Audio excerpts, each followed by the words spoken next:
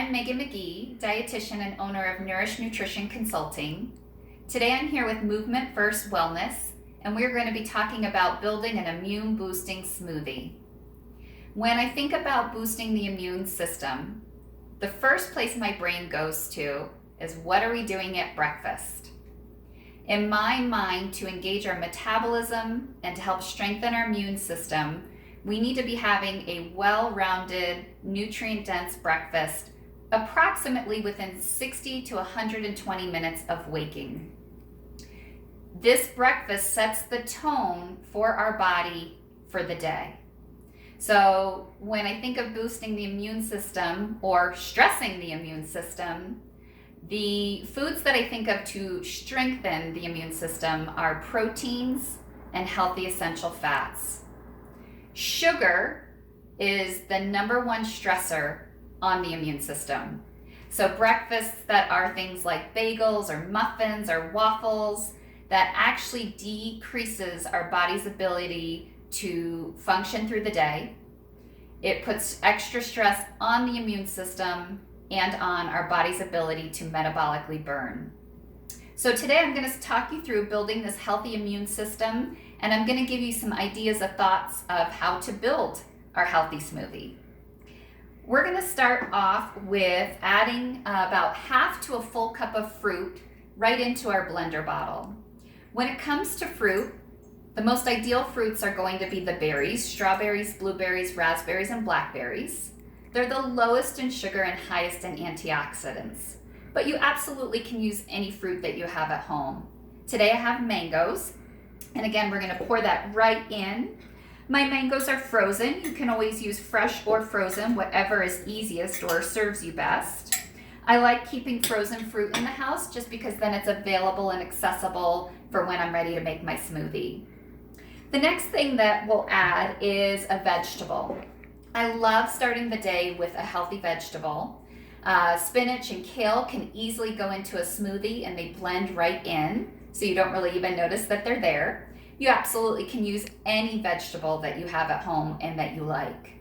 I often like to keep these tubs of spinach in the freezer.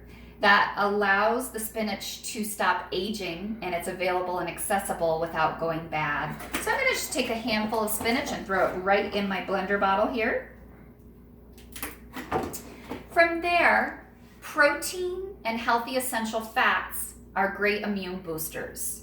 And you can play with what fuels you best or energetically how you feel the best. Some people feel better with more protein. Some people feel better with healthy essential fats. Today I'm going to demo more of the healthy essential fats, but you can play with what feels best to you. So for healthy essential fats, you've got some options. I have some avocado here, I have some coconut oil, and I have a sugar-free sun butter. So I consider this more of a fat bomb, but fats and proteins both work very similarly to stabilize our blood sugar and to give us good sustained energy. They both also help us with appetite control, and they are immune builders. So in this case, I'm going to put half an avocado right in my cup.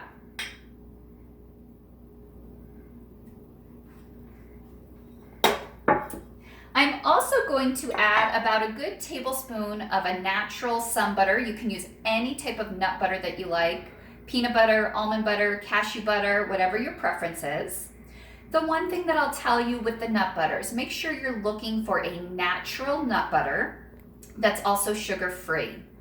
If you're not used to a natural nut butter, very often they have that head of oil on top. One of the best things you can do in that way is actually take your container, turn it upside down, and store it in your refrigerator. That allows the oil to go up, and then when you're ready to use the nut butter, when you flip it over, you don't have that big head of oil on top. So again, I'm going to put about a good tablespoon of nut butter right into my cup here. Gives it really good richness, good flavor between the avocado and the nut butter. You could also do, if you didn't want to do the avocado or the nut butter, coconut oil is also a great fat burner. This might be something you also pair if you're doing more of a protein-based shake.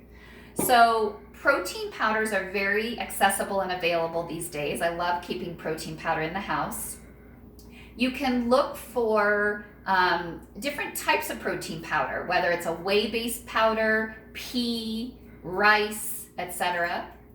When you are looking for a protein powder, what I encourage you to look for is, first of all, look at the ingredients. You want to make sure that it's a good source, potentially like an organic whey or a whey that is created or prepared.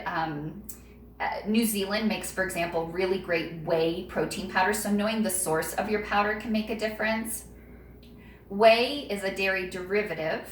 Whey has actually been shown to boost the immune system. It has immunoglobulins, but you need to know how the whey is prepared. So a low heat process is really important to make sure that there's good integrity to that protein powder, and therefore it will help boost the immune system. But shop around. I recommend Whole Foods, Vitamin Cottage, Sprouts. Those are great places to look for either a whey-based shake, a pea-based shake. If you have food sensitivities, even a rice-based shake can be good. A blend of those can also work for you. When I work with a protein powder, I typically am looking for about 15 to 20 grams of protein in the 1 to 2 servings or 1 to 2 scoops of powder. And then look at the sugar source. Make sure it's a sugar source you actually know what it is. Something like maybe a brown rice syrup, something like a stevia would be fine, a xylitol would be fine, but avoiding any sugar substitutes, things like Splenda or sucralose. Sucralose is Splenda. In the case where I do more of that protein-based smoothie, I would use the protein powder, and then again, maybe I would add a little bit of fat with the coconut oil, or maybe a quarter or half of the avocado, just to give it a little bit more potent power, if you will. That protein and fat combo just really help to carry the blood sugar, help to keep you feeling good energetically, and again, will help boost the immune system. Sometimes adding a little flavor can also be fun. Cinnamon is a great option to add, can give you some nice flavor. Cinnamon helps to stabilize the blood sugar, so that's a really nice thing to add. Lastly, what I'm going to add specifically to my cup is an alternative milk. So you can add about 8 to 10 ounces of either water or an alternative milk. And try exploring the different milks that are out there. Almond milk, coconut milk. Today I've got some flax milk. What you're looking for with the alternative milks is that they are the lowest in sugar and lowest in calories. On average, you're going to be looking for something in the range of 30 to 50 calories for your cup. One of the ingredients that I encourage you to avoid with an alternative milk is carrageenan. Carrageenan is often put in alternative milks as a stabilizer. It's a thickener and it helps to stabilize it so that it stays fresher longer. The problem with carrageenan is that it actually builds gut inflammation, and your gut is actually where your immune system is. So I'm going to add my roughly cup of milk here. And then I'm going to go ahead and put my top on and get ready to blend away. I love the Ninja and these individual to-go cups. They just make it so easy. So we're going to stick that on the blender and just give it a good pull.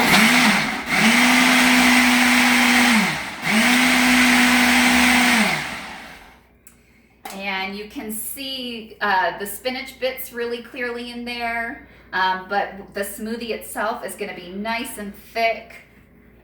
But I love how that spinach just blends right in. Nice and rich from the avocado and the nut butter. That's delicious. Thanks so much for your time today. I hope this was helpful.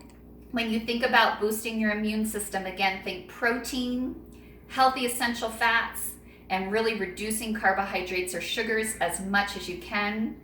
Take good care and be well. I'm Megan McGee, dietitian with Movement First Wellness.